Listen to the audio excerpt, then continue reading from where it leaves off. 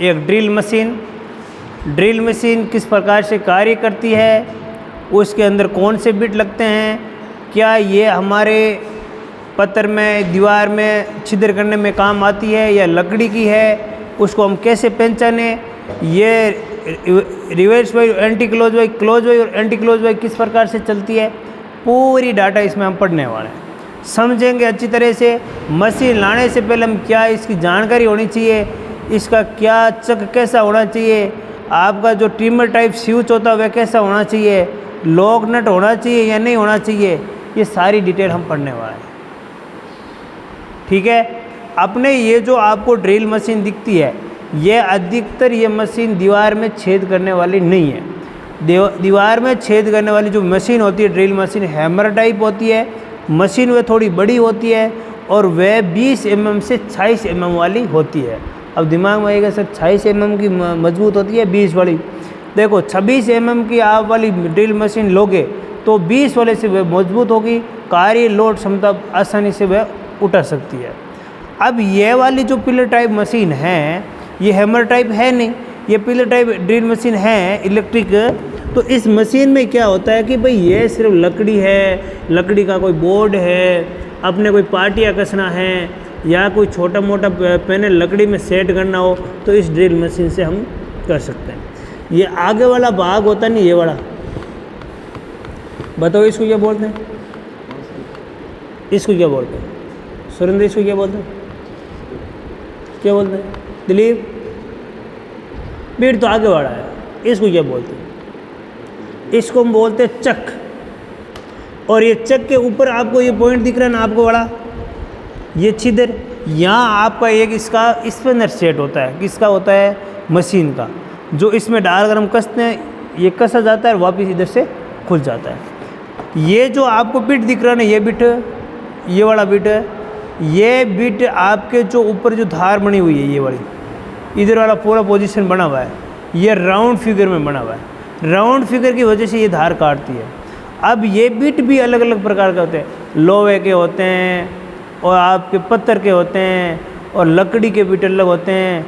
अब आपने लोहे वाला पत्थर में यूज किया तो काम नहीं करेगा, आपने यानी आपने पत्थर वाला लोहे में यूज किया काम नहीं करेगा, लकड़ी वाला पत्थर में किया काम नहीं करेगा।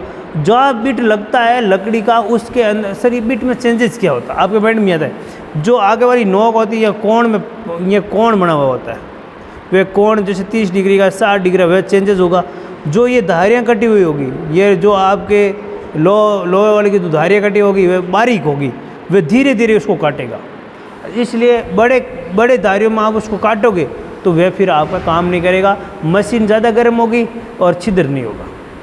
तो बिट भी आपको प्रयोग लेना। अब ये 6 mm का बिट है, 7 का आपको मापना कहाँ से, यहाँ से लेकर यहाँ तक मापना है।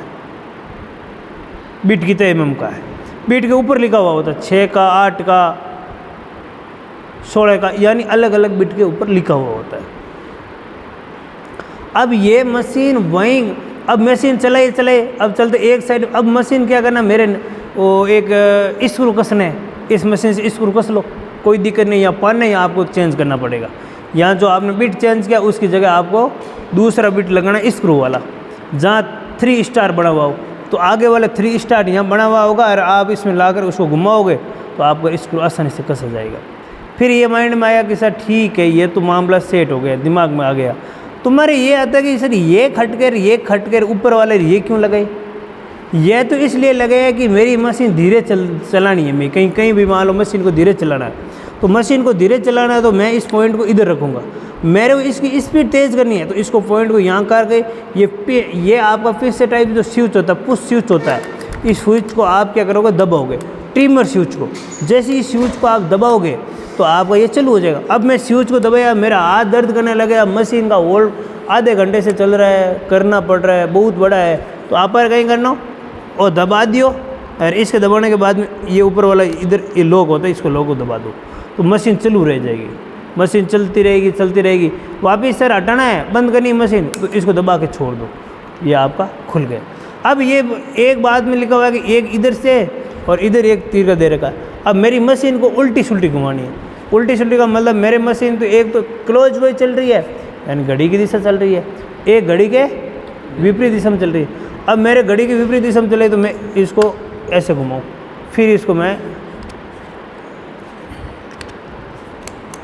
ऐसा किया और फिर इसको मैं दबाया। अब मेरे ये पूरा चक्कर उल्टा चलेगा और फिर मैं इसको ऐसे किया, ये मेरी उल्टी चलेगी, ये वापस से चलने लग जाएगी। यानी एक बार उल्टा चला सकते हो, फिर वापस नट मान लो टूट गए अंदर, वापस इसको रिवर्स घुमाकर उसको नट को खोल सकते हो। आप इसको चालू करो एक बार, पीछे देखो, इसमें सप्लाई डाल के देखो,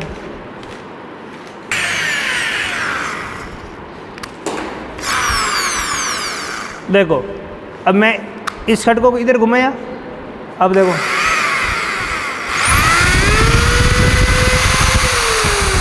चलो गई। ऊपर वाला स्विच ये वाला है, इसको चालू किया,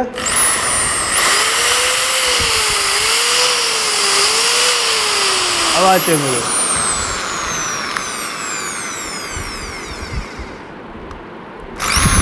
उल्टी चली।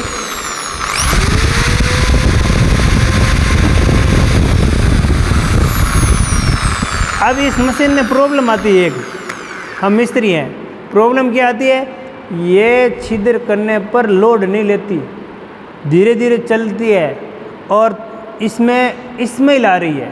तो इसका ये समझ लेना कि कार्बन ब्रू स्थान अंदर है, जो आप देख रहे हो इसके अंदर, यहाँ कार्बन स्पार्किंग होनी तेज़ शुरू हो जाएगी।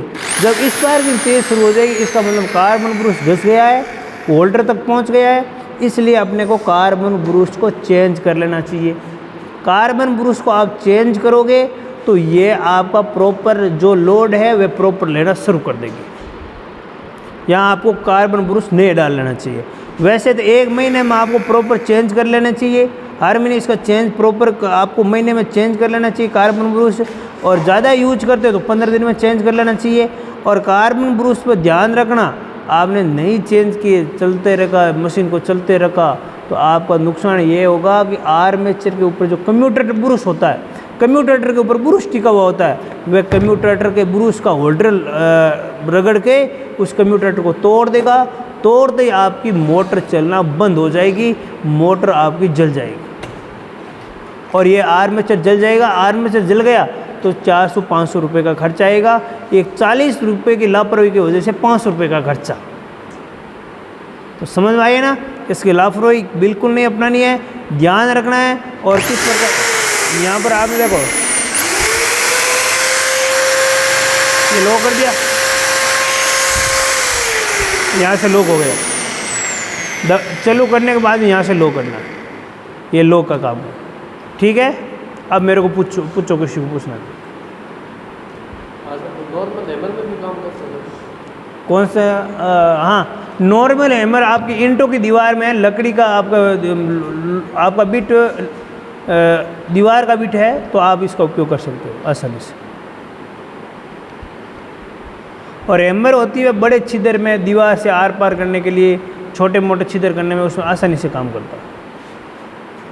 पत्थर की कटिंग में बहुत वो हैमर अच्छा रहता है। और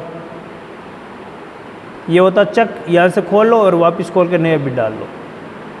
ठीक है, आई बात समझ में नहीं आई? किस कंपनी में अच्छी होती है? कंपनी इसकी आजकल की अलग अलग कंपनी आने लगी। पहले क्या होता था कि कंपनियाँ, पहले के ज़माने में अलग अलग कंपनी आती थी, वह कंपनी हो गई बंद। अब नई कंपनी आई तो कंपनी के पहले अपने को तो वैसे 12 महीने की गारंटी मिलती है, तो उसके अकॉर्डिंग आपको बोथ की, ब्राउन्स की, एंकर की, अलग अलग जियो की। आजकल तो जो मार्केट में जो पहले अपनी नई ब्रांडेड कोई दूसरी कंपनी चली, उन्होंने अपनी लॉन्च कर ली, तो वह आपको अच्छी लगे उस कंपनी के अकॉर्डिंग ले लेनी चाहिए। और कंपनी का ये देखना अपने को, ये कॉपर में है, RPM कितने हैं और उसकी क्वालिटी कैसी है। कई क्वालिटी ऐसी होती है कि इसकी बॉडी होती है वह क्या खुली हुई दिखती है, फिर आप लाते हो और थोड़ा सा लोड वोड चोट वोट आती तो वह काम करना बंद कर देती, टूट जाती है। तो ऐसी मशीनों को हाथ भी नहीं लगाना चाहिए। और सेफ्टी कैसी है, उस सेफ्टी का भी ध्यान रखना है। केबल कैसी है, केबल भी कटी हुई नहीं होनी चाहिए, पीछे पिन होनी चाहिए। बीट का उपयोग करने के बाद में केबल के ऊपर नहीं रखना चाहिए, रख दिया तो केबल आपकी क्या हो जाएगी, गर्म होकर टूट जाएगी। बीट गर्म है, हाथ नहीं लगाना चाहिए, ठंडा होने के बाद में हाथ लगाए। हाथ से पकड़ते हुए मशीन को चालू नहीं करना चाहिए, चक से हाथ दूर रखना चाहिए। ये सारी सावधानियाँ हैं। इससे चलते समय किसी के साथ मजाक नहीं, ऐसा नहीं आपके किसी के सिर के ऊपर चला रहे हो, मजाक वजाक नहीं करनी चाहिए। ये सारी सावधानी, आप इलेक्ट्रिशियन के हो, कहीं मशीन, कहीं वर्कशॉप, किसी भी क्षेत्र में जाते हो तो इसका बिल्कुल अच्छी तरह से ध्यान रखोगे। आप इसको काम करने के बाद में इसको अच्छी तरह से सुरक्षित स्थान पर अपने डिब्बे में पैक करके जाओगे, समेट कर उस डब्बे में पैक करके फिर वो अपने मार्केट में किसी अदर आप जगह पर काम करने के लिए जाना है। ठीक है, इसी के साथ में हम करते हैं होल्ड।